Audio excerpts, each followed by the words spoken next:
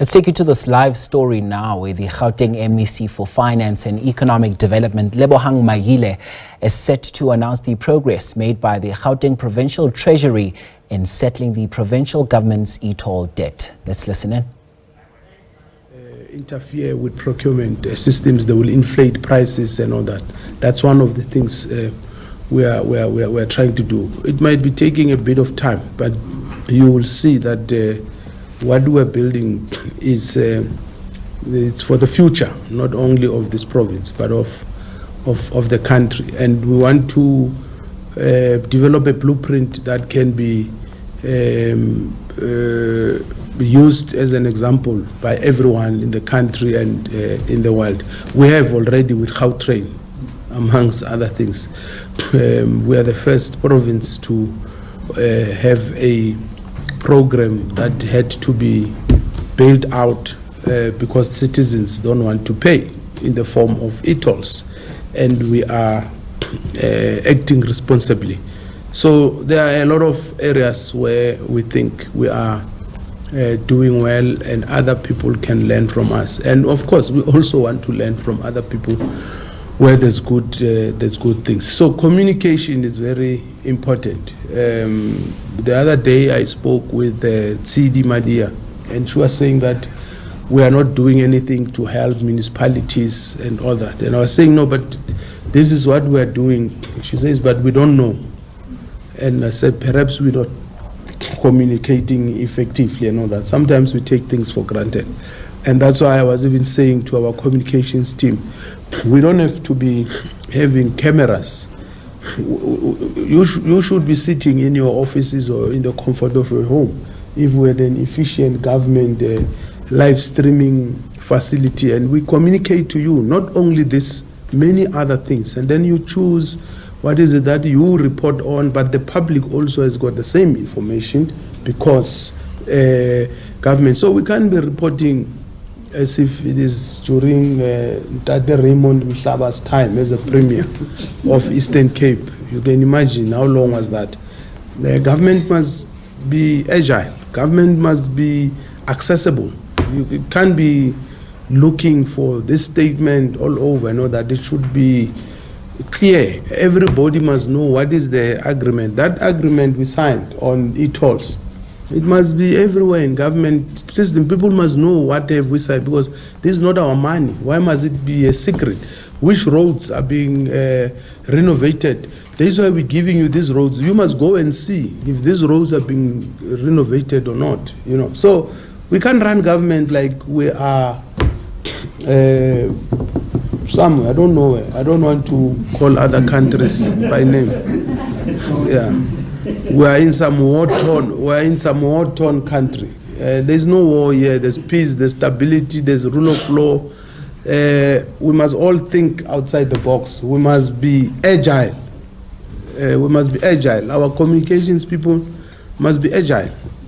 We can't be having a press conference every day. There's something you want cameras. In those camera, and then you think. In those actors, I mean, you saw a gentleman from ENCA, Shemu late, and he was probably told now. He was told now, I'm sure, in the morning, come, go, because they realize this thing is important. So you should just go on YouTube, find this information, or go wherever. It mustn't be. And then you just plug and communicate.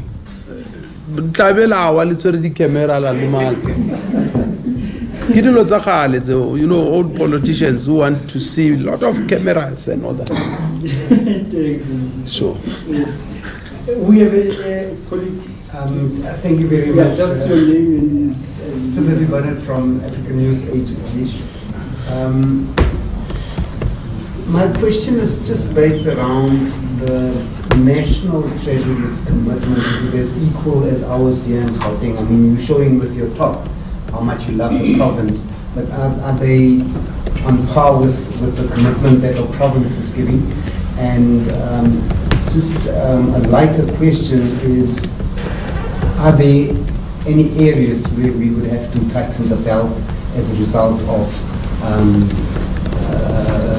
the provincial government paying on behalf of the citizens? maybe just a slight correction that it's not that we refuse to pay, we just... Yeah, I think speak on behalf of the citizens.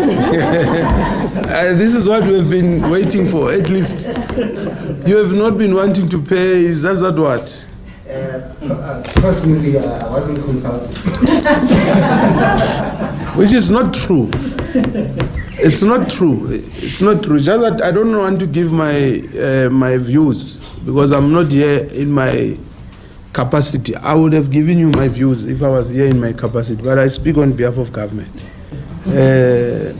See, one of the constraints about being in institutions or organizations is that there are rules that governs institutions, and you must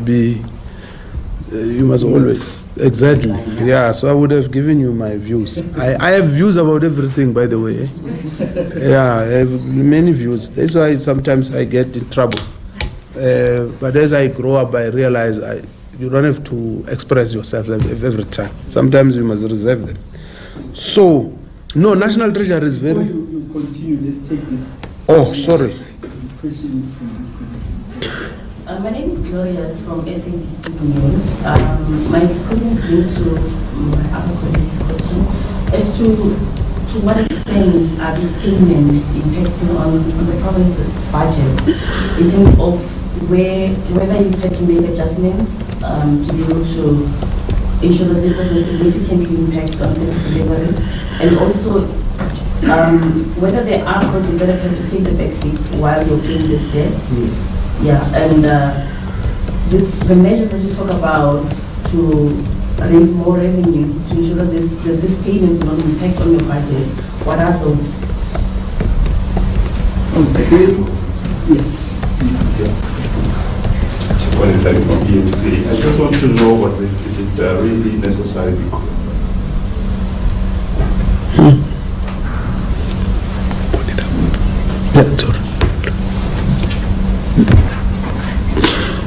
The revenue part, yeah. So, sure. You can continue. Okay. From BNC. I just wanted to ask if was it really necessary for us to be here as the government to be paying so much money for the e-tolls, which was at the beginning was not meant to be implemented, because we know not everybody was in agreement to that. So are we really, do we really have to be here? Because in the first place we should have avoided this by not implementing the e-tolls. Yeah, maybe let me start there. What are e-tolls? So, government from time to time renovates roads and rebuild new freeways. So, the system that government has been using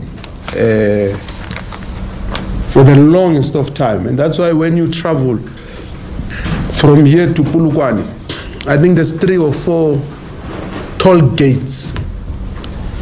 Yeah, 4 toll gates, and you pay. You never complain. Why? Because that money is used to renovate the roads. So what happens? Government gives a concession to people who have money, and the people put their money to build or renovate the roads, and then through the toll gates, the concessionaires collect their money, and after a period of time, they hand that over to government. So there is no difference between e-tolls and all that. The only difference, the reason it's called e-tolls is because it's an electronic tolling system. So what people were saying basically is that no, we don't want to pay through electronic system. That's what people were saying.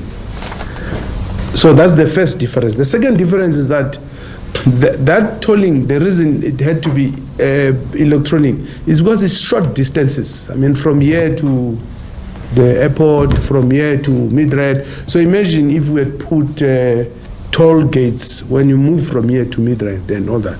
That's all what it means. And as I'm saying, I don't want to give my views. No, but in principle, when you use something, you must pay for it. There's a user pay principle. So if you've got a car and you want to drive in a good road, you must pay for that road. People who don't have cars can't pay for the road. It's unfair. So there is nothing wrong in principle. And that's why I don't want to say, so when people said we're not going to pay, then government said, let's break the impasse, because there were people who were paying and there were people who were not paying. So what government didn't want to do was to be at loggerheads with people and decided at that time that people must not pay, government will pay on their behalf. That's what we're doing. That's why we're... So we break out of that for you, and that is the Gauteng MEC for Finance and Economic Development, Lebogang Maile, who's announcing the progress made by the Gauteng Provincial Treasury in settling the provincial government's e-toll debt there.